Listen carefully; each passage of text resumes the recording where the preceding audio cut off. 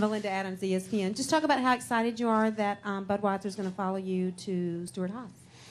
Yeah, obviously it's nice to officially end all the speculation about numbers and teams and as far as the sponsorship, obviously we've had 3 years with Budweiser and looking forward to moving forward with them as a sponsor. So it's been an interesting process just for the fact that we really haven't been involved in much of anything on the sponsorship side of it, just for the fact that when we did the deal with SHR, we were knowing that we had to move forward for a year here, and we wanted to make sure that we did a good job with RCR. So it's nice to be able to be in a position to not have to go out and be a part of that whole process and be able to focus on racing the car and getting the performance and doing the things that you need to do at RCR. So it's worked out well, and those guys at SHR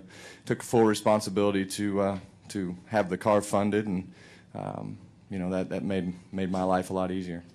Okay, we'll go Claire, Mark, and Bob. Go ahead. Claire B. Lang, Sirius XM NASCAR Radio. I have two quick questions. The first is, why make that move now that it's official? Why was the move made? Was it a Budweiser deal? Was it you deciding you were going to go and then Budweiser would come?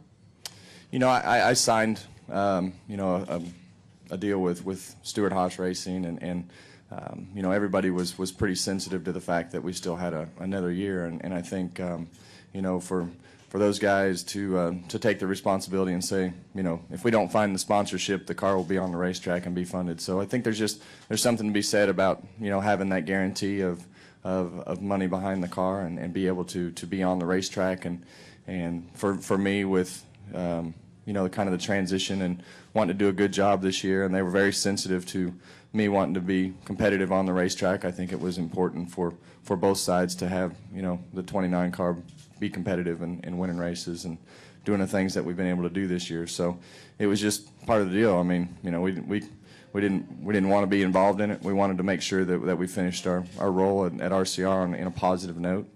And so on the sponsorship side, I hadn't even met any of the guys at SHR. The deal was just, it was done between my guys and Tony's guys, and honestly, I think Tony and I had maybe 2 conversations about it. So it was just something that we knew we wanted to do, and we left it up to our people to try to make it all work.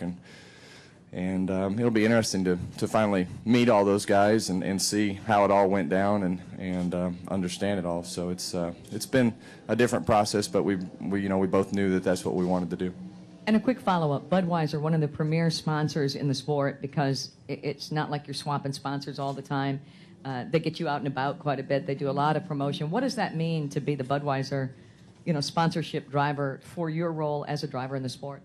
Well, it's obviously a great brand, and to be a part of the brand has been a lot of fun, and to see the activation and things that come with that are fun to be a part of, and that's what they do. They not only do they sell beer, but they activate like nobody else, and to be a part of that is not only good for your brand, but it's good for everybody who's involved in it. Okay, we'll go Mark, Bob, and Reed. Mark Arrow, PRN. Kevin, why make this announcement now? We've got. Are you doing it now because? I have no idea why they did it now. Well, you have some time before the chase. It lets RCR settle into their deal, and it lets the air out of this story before you get to the chase. Do you think that's why you guys have done this so early? Well, I think it's, it seems like it's going to work out that way, to kind of get it all over with and in the speculation. And I think a lot of people, asked, why tell the team so early last year, and it let a lot of those emotions get out of the way, and everybody went about their business as we went to Daytona and raced the car. And I think that's paid off. So I think, hopefully the timing kind of eases it for both sides to kind of go about their business as the chase gets here and over the next few weeks. Real quick. Are you confident that RCR is going to be okay losing a driver, losing a sponsor, and you feel confident they'll just roll on? Just Well, from my standpoint, Richard and I talked about how we wanted to approach it at the end of the year.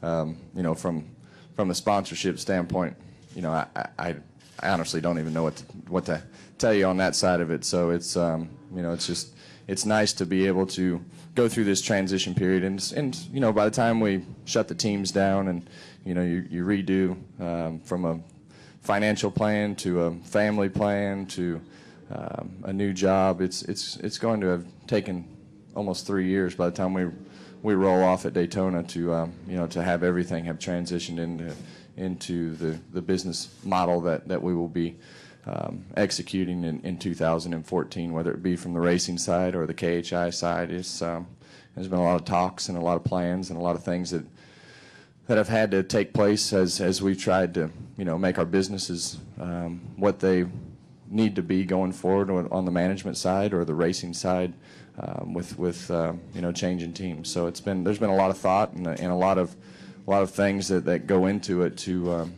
make all this happen.